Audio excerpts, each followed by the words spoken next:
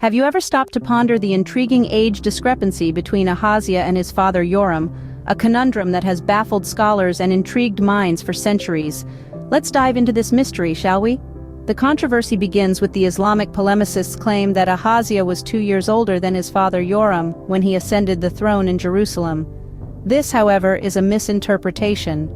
To understand why, we need to turn to the Book of Chronicles.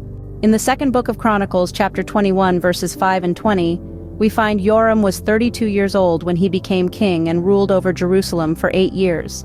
Thus he passed away at the age of 40. Fast forward to the second book of Chronicles, chapter 22, verses 1 and 2, and we meet Ahazia. After Yoram's death, Ahazia, his youngest son, took the throne at the age of 42. This would suggest that Ahazia was indeed 2 years older than his father at the time of his ascension. But here's the catch. Ahazia's ascension didn't occur the moment his father passed away. The process took decades, and it wasn't until after his father's death at age 40 that Ahazia was crowned.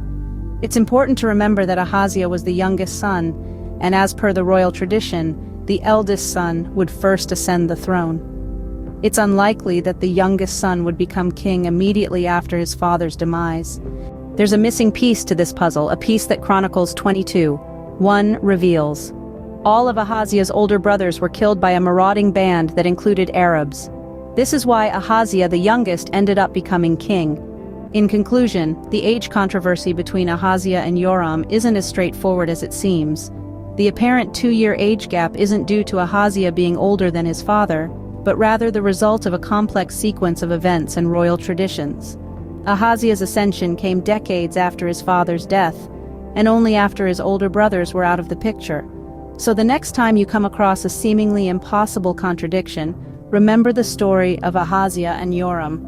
Sometimes it's not about the numbers but the story behind them.